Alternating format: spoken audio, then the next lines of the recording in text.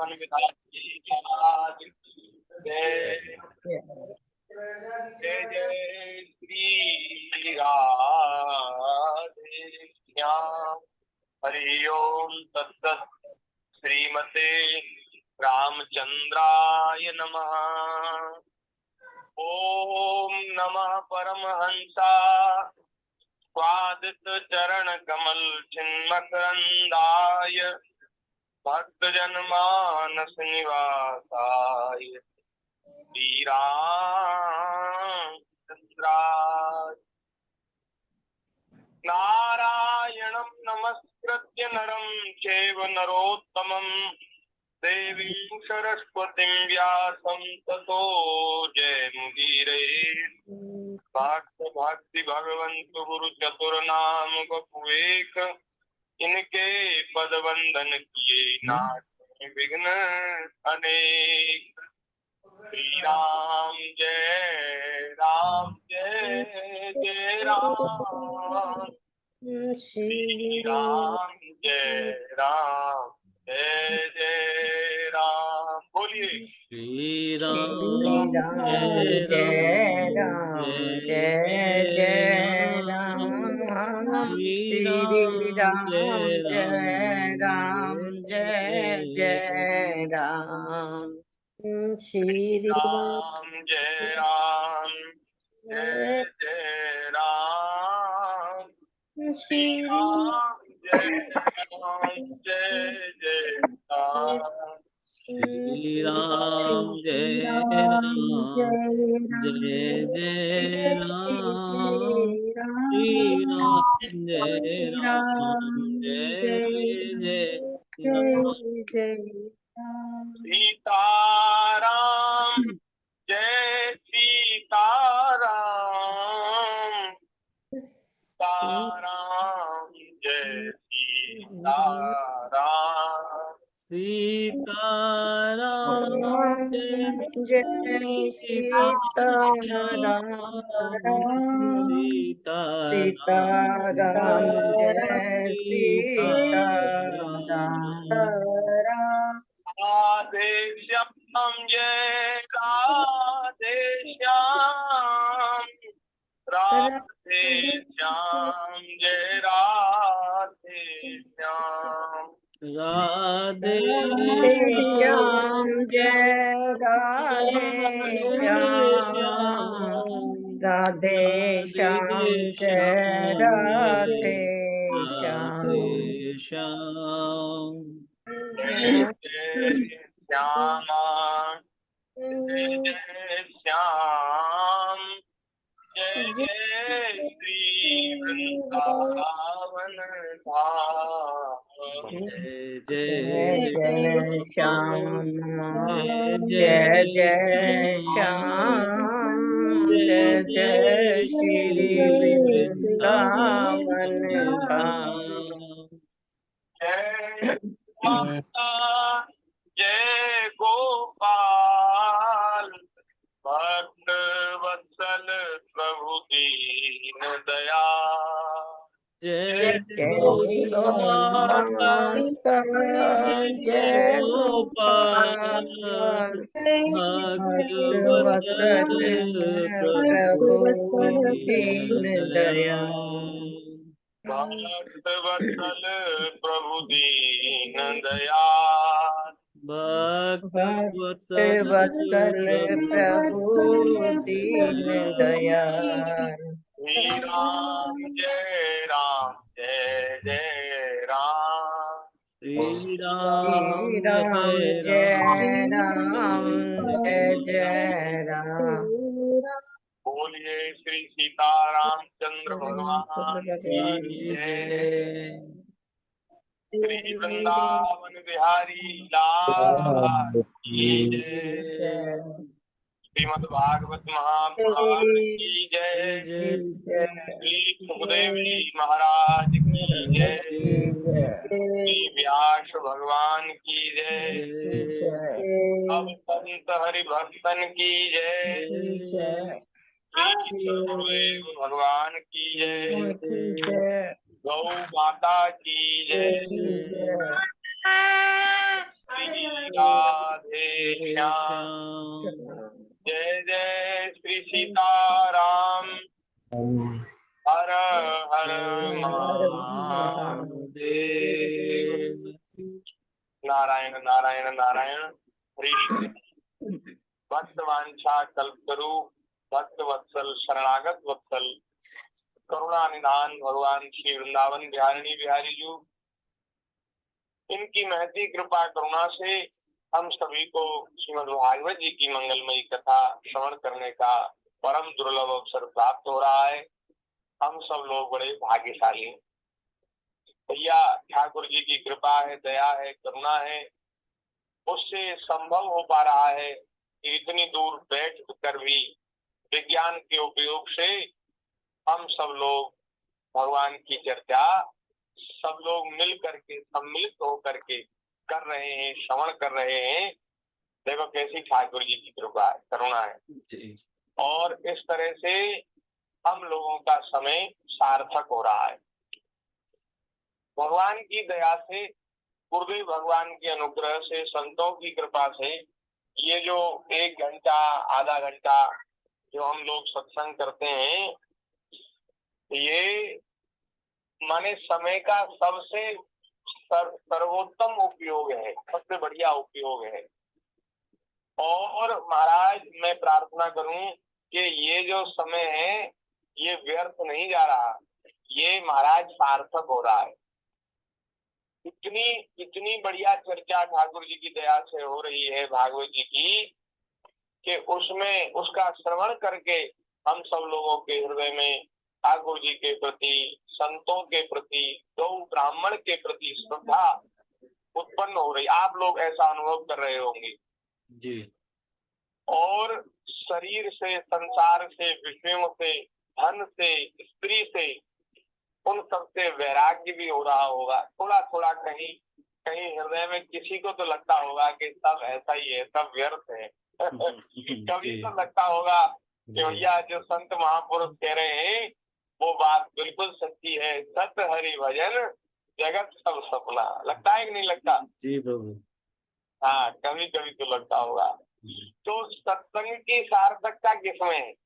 सत्संग की सार्थकता है कि हम लोगों का मन जो शरीर में, संसार में, विषयों में उलझा हुआ है, वो शरीर संसार से हट करके ठाकुर जी में लगे, भगवान में लगे। ये सत्संग की सार्थकता है।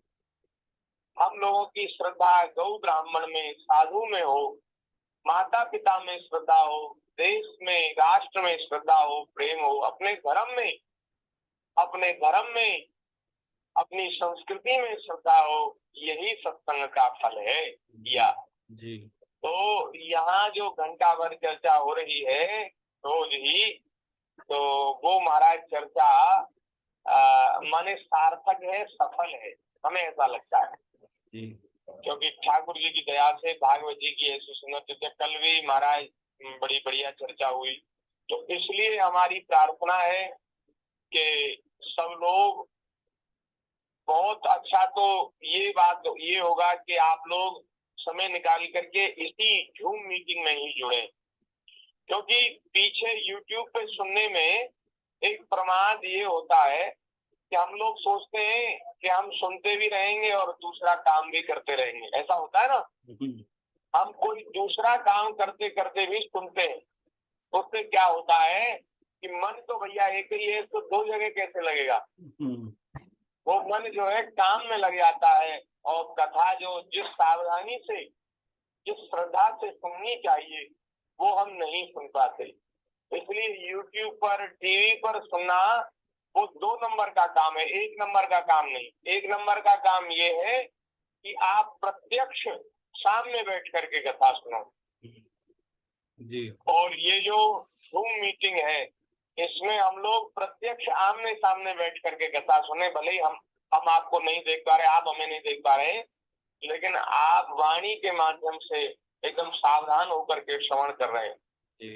और इस समय भी जब आप श्रवण करें तो हमारा निवेदन है कि और दूसरे सभी काम एकदम बंद कर दें। दूसरे काम बंद करके, और थोड़ी देर ही तो हमें करना है, ज्यादा देर तो हम आप ज्यादा समय तो लेते नहीं। थोड़ी देर ही करना है, तो उस समय हम एकदम सब काम भूल करके सावधानी के साथ श्रवण करें, उससे बहुत लाभ होगा, बहुत आनंद होगा। जी तो इस तरह से ठाकुर जी की दया से चर्चा चल रही है भागवत जी की। उसमें सप्तम स्कंद में श्री प्रहलाद जी का चरित्र चल रहा है। कल चौथे अध्याय की चर्चा कुछ हो चुकी थी, आज थोड़ी सी चर्चा और है, उसको कह करके आज हम समय को सार्थक करेंगे, आज के सत्संग को सफल करेंगे। श्री नारद जी का और श्री युधिष्ठिर जी का संवाद चल रहा है। नारद जी महाराज युधिष्ठिर जी को श्री प्रहलाद जी के गुणों की, उनकी महिमा की बात सुना रहे हैं। उनके गुण कल पटक करके सुनाए, उनमें कौन कौन गुण थे। अब जो है श्री नारद जी महाराज कह रहे हैं, एक जो अंतिम श्लोक कल का था उसको कह करके हम आगे बढ़ रहे हैं। श्री नारद जी कह रहे हैं, गुणे गल मसंख्येय माहात्म्यम तस्य सूच्यते वासुदेवे भगवती यज्ञनेतरकीरति।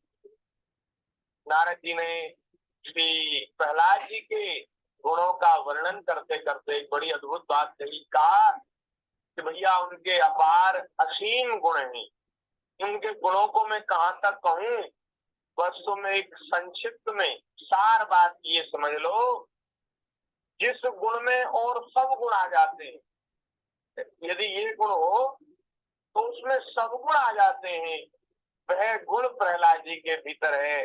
वह गुण है भगवान श्री कृष्ण के चरणों में स्वाभाविक रति, स्वाभाविक प्रेम, नैसर्गिक रति। ये गुण ऐसा है कि ये हो ना तो फिर सारे गुण उसमें हो जाते हैं। तो उनके असीम अपार गुण है, उनको कैसे कहा जाए, तो एक बात तुम समझ लो कि उनको भगवान में बड़ा प्रेम है। हे युधिष्ठिर, प्रहलाद जी बचपन में ही खेल को छोड़कर भगवान के ध्यान में एकदम तन्मय हो जाया करते थे। ठाकुर जी के स्मरण में, ध्यान में ऐसे डूब जाते थे, लगता कि ये कोई बालक नहीं है, ये तो कोई मूर्ति बैठी है, ऐसा एकदम चेष्टा रहित होकर के भगवान का स्मरण करते, ठाकुर जी का ध्यान करते। बचपन से ही भगवान श्री कृष्ण के अनुग्रह रूप ग्रह ने उनके हृदय को इस प्रकार खींच लिया था कि उन्हें जगत की कुछ सुध-बुध ही नहीं रहती। भगवान की ऐसी कृपा उनके ऊपर थी, उनका मन ऐसा ठाकुर जी में लगा था कि उनको शरीर की, संसार की बिल्कुल सुध नहीं रहती, भगवान के स्मरण में डूब जाते थे।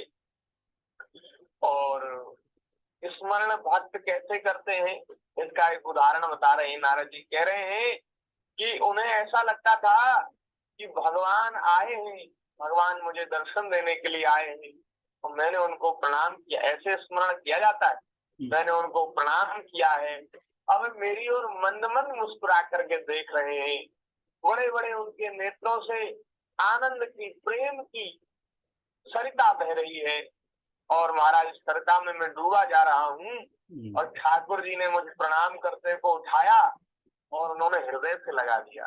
जय हो, जय हो। प्रहलाद जी ऐसे ध्यान करते हैं, और ऐसा लगता है कि ठाकुर जी ने मुझे हृदय से लगा रखा है, अपनी गोदी में बिठा रखा है, ऐसा वे ध्यान करते रहते थे, डूबे रहते थे।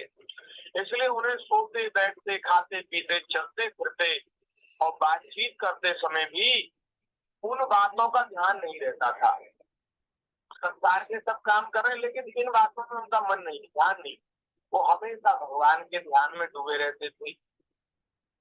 कभी कभी भगवान मुझे छोड़कर चले गए, इस भावना में उनका हृदय इतना डूब जाता, वियोग हो जाता कि वे जोर जोर से रोने लग जाते।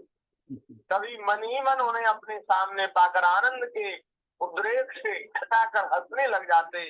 कभी उनके ध्यान के मधुर आनंद का अनुभव करके जोर से गाने लगते थे।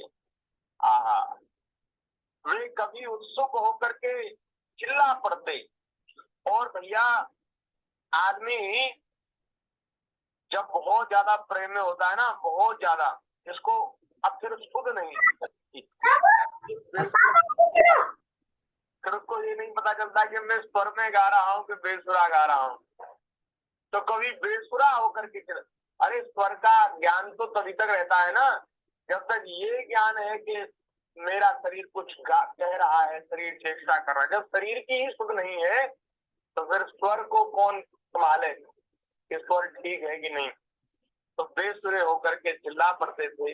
कभी कभी लोक लज्जा का त्याग करके प्रेम में छक्कर नाचने भी लगते थे।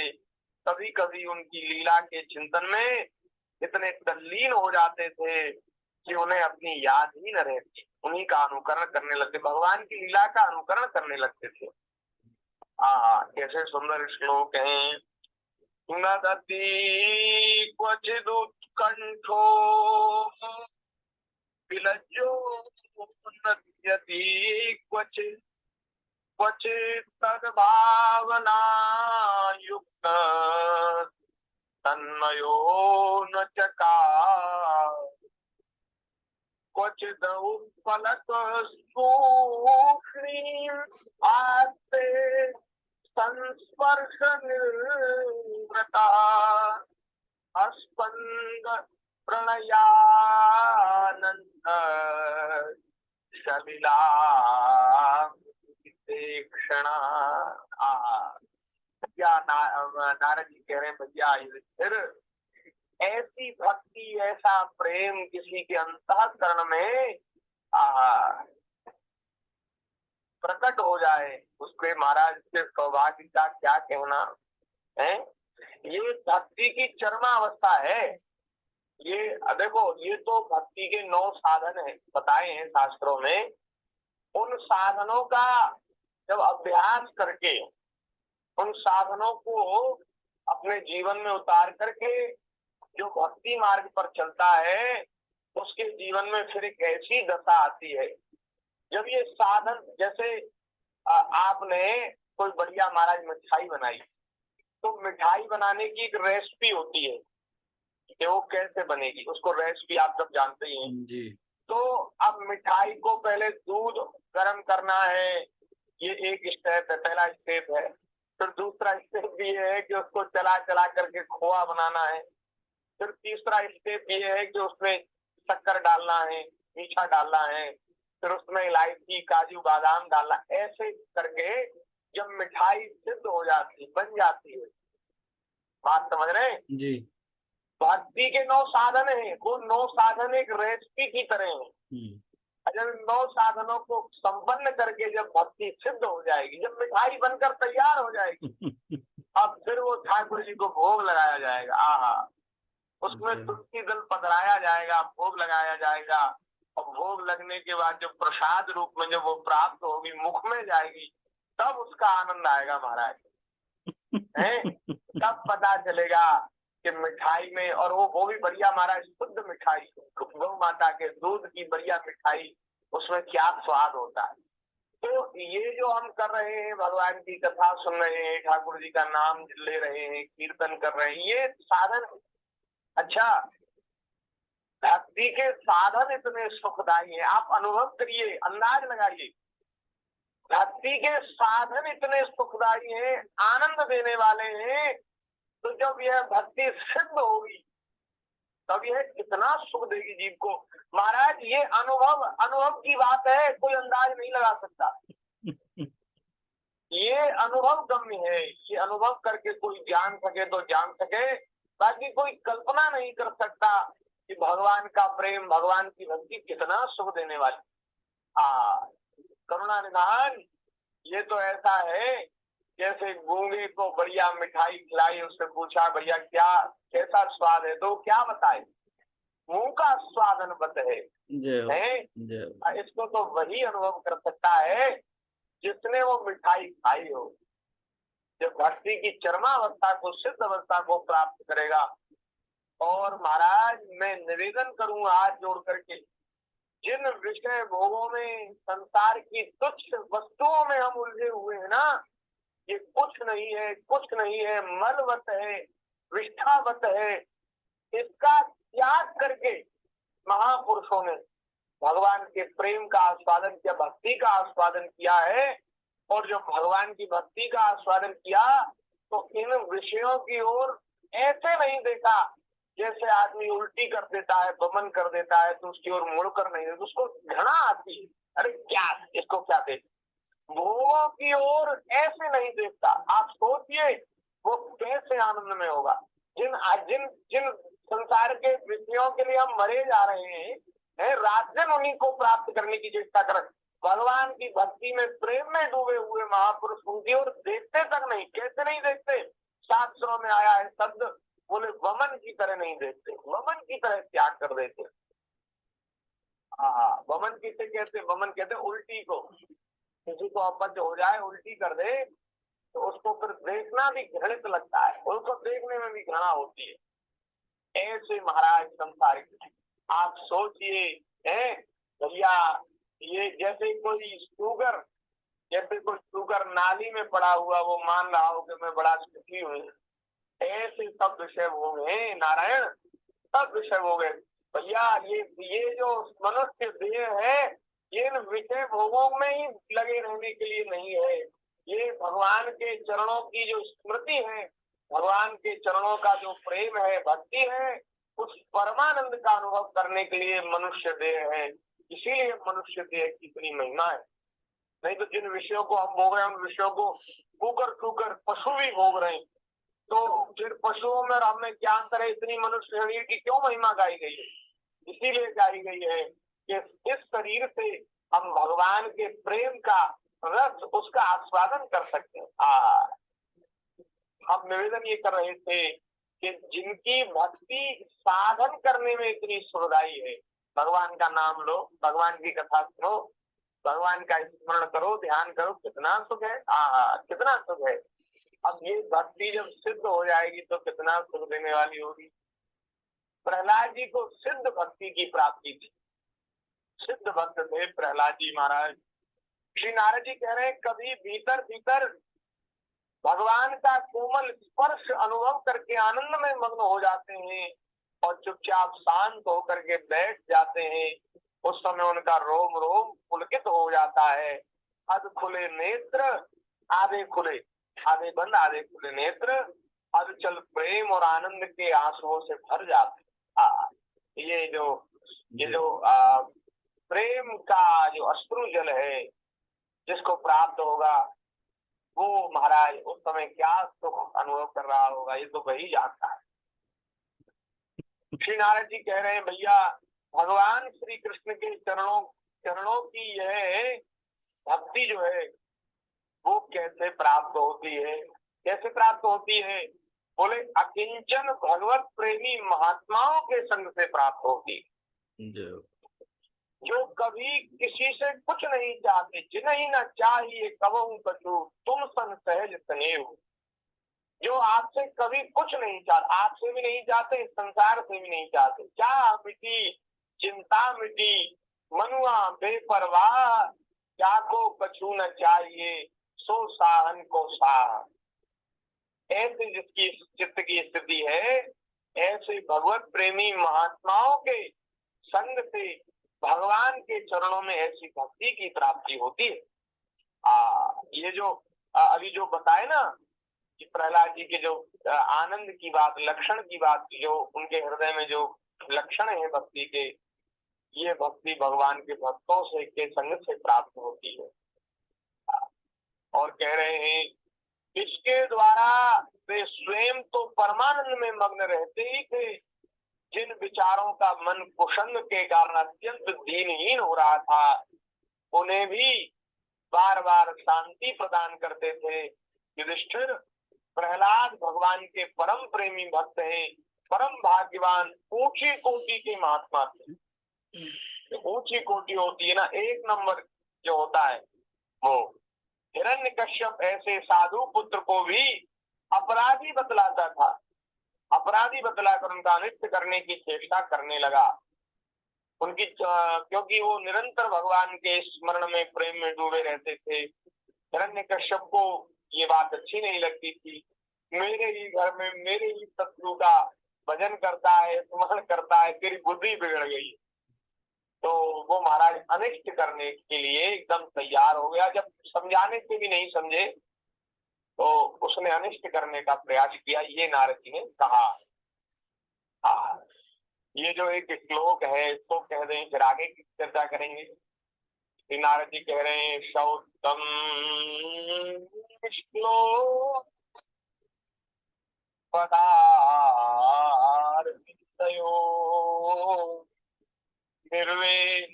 निषेवया किंचन संगलभया तन्वन् पराम निवृत्तिमात्मनो दुष्संगतीनास्य मनः हम यथा। जिन विचारों का मन संग के कारण अत्यंत दीनहीन हो रहा था, मन जो है वो चिंतित रहता है, परेशान रहता है, तनाव है, डिप्रेशन है मन में, न जाने क्या क्या रोग आजकल मन के चल रहे हैं। ये भैया कैसे आते हैं, मन के रोग कैसे पैदा होते हैं? मन के रोग पैदा होते हैं कुसंग करने से।